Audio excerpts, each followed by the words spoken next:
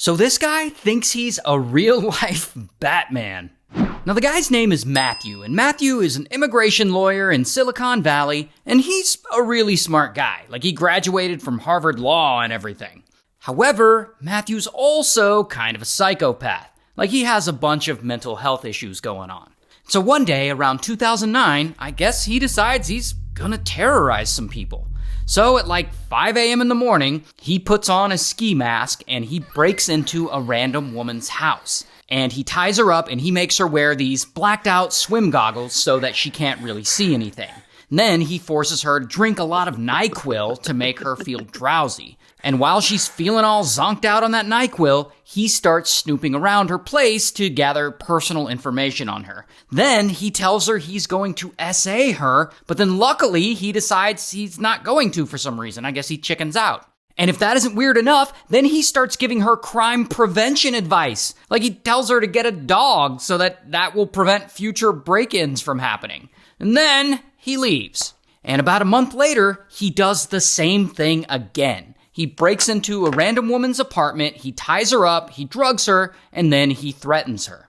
Now, police investigate these weird home invasions, and eventually, Matthew becomes a suspect.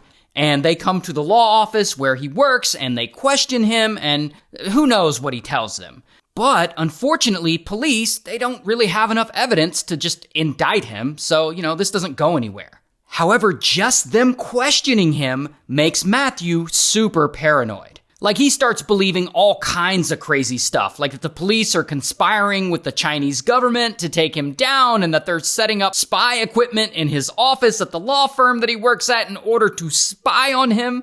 So in 2011, he gets a new job, but then he gets all paranoid again about that place. He starts believing that they are spying on him and trying to track his movements. So after working there for only 6 months, he straight up quits. And a few years after that, he turns into a real creep. Like, he moves to a new neighborhood and he kind of becomes like the neighborhood peeping Tom. Like, he's climbing on rooftops and spying on women through their windows and like taking pictures of them. This guy is just all over the place. But it's in this new neighborhood that he starts getting his wildest delusions yet.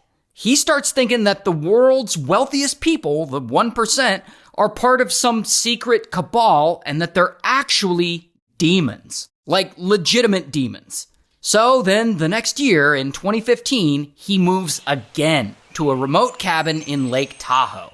And there, he isolates himself from everyone and he doesn't sleep much, and instead, he obsessively watches the Christopher Nolan Batman movies over and over again. And he ends up creating a nocturnal vigilante identity for himself. He gets a wetsuit and he creates kind of these crude weapons from items like flashlights and laser pointers and dog collars and swim goggles, stuff like that.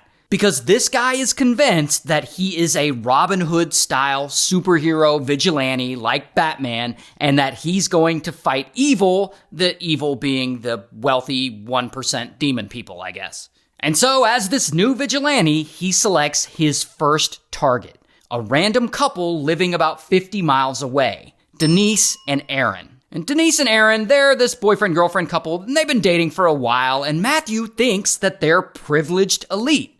But in reality, they're just normal middle-class people. So one night, he puts on his homemade vigilante Batman outfit, and here is where shit gets really crazy. While Denise and Aaron are asleep in their home, he breaks in.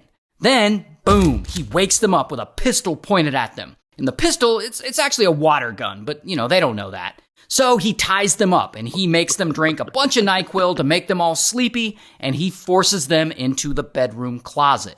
Then he covers Aaron's eyes with blacked out swim goggles so that he can't see, and he places headphones over his ears, and he forces him to listen to a pre-recorded message that says that the break-ins are being performed by professionals to collect debts. I guess that must be part of this Robin Hood delusion. I don't know. But then he places Aaron on the couch, and Aaron passes out because, he's all drugged up on NyQuil. But while he's asleep, Matthew steals Aaron's laptop for some reason. And that laptop will be important later. He also puts tied up Denise in the trunk of Aaron's car, and he steals it and he drives away. and he drives all the way to his remote cabin in Lake Tahoe. And there, he holds her captive and he essays her. Meanwhile, back at Aaron and Denise's house, Aaron finally wakes up and he sees that he has a voicemail message and it's from Matthew and it's demanding a ransom of $8,500 for Denise's release. So Aaron later ends up contacting police. While Matthew, he sends an email to a reporter at a local newspaper because I guess he wants the attention. I don't know. But in that email, he says that Denise will be returned safely tomorrow. That reporter then contacts police. 2 days later, Matthew decides to let Denise go. But he drives her all the way down to Huntington Beach, where her hometown is, and he drops her off there, which is like several hours from where she was first kidnapped. But whatever, she's finally free to go.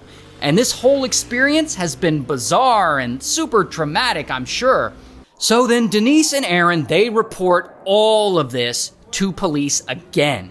But here's the crazy thing though. The craziest part about this whole thing is that police don't actually believe Denise. They think this whole thing is a hoax and that she and Aaron just made it all up. Police even go on the news and they announce that it was all a hoax. I can tell you that our investigation has concluded that none of the claims has been substantiated. And because of that, the local news starts reporting on it as if it may have been a hoax. And so now, in the public eye, Denise and Aaron are just a couple of liars who, for some reason, faked this whole elaborate kidnapping story. And police, they're not even looking at Matthew as a suspect at this point. So he's probably going to get away with this whole thing. Until a few months later, Matthew, the fake Batman vigilante, decides to strike again. And he breaks into another random couple's home in a different city. And there, he wakes them up by shining a flashlight in their eyes, and then boom, he hits the husband on the head with the flashlight, and a struggle ends up ensuing. While the wife, she grabs her phone and she runs to the bathroom and she calls 911. And while the husband is struggling with Matthew, he yells out, "Honey, get the gun! Get the gun!" Even though they don't actually own a gun. But this bluff works, and Matthew, he gets scared, and he flees the house. Here's the thing, though. During that fight with the husband, Matthew's phone had fallen out of his pocket. I guess his fake bat suit just doesn't have very good pockets. So the couple finds it, and they hand it over to the police. And police, they're able to trace this phone back to Matthew's cabin in Lake Tahoe.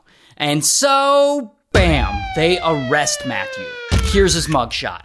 And so police, they search his cabin and they find evidence that he was involved in other home break-ins that we had talked about. And they also find Aaron's laptop that Matthew had stolen from them, which connects Matthew to their story, and it shows police and everyone else that it wasn't actually a hoax. Aaron and Denise didn't make it all up. She really was kidnapped. And so therefore, Aaron and Denise end up filing a huge lawsuit against the police department, and police end up settling with them out of court for $2.5 million. Good for them. Anyway, Matthew, he ends up confessing to the kidnapping and a bunch of other crimes, and he gets sentenced to 40 years in prison.